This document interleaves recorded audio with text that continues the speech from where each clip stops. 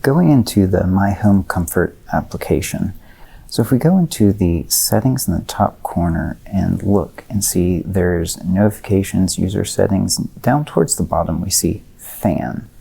If we select just that, there's three options here. On the left it's going to be on, and the top is auto, which is what we have selected right now, and then to the right is circulate.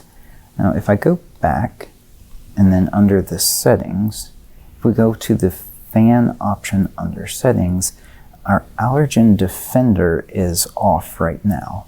So with Allergen Defender on, what that will do is look at our local weather as we have things like grass and standard spore-based allergies on the rise. It will turn the fan on and work to circulate the air through the home.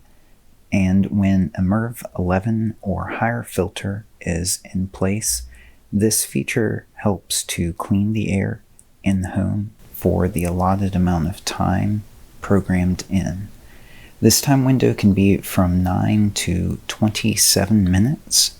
So on Circulate, it will try to circulate the fan within each hour, whether the Allergen Defender is turned on or not.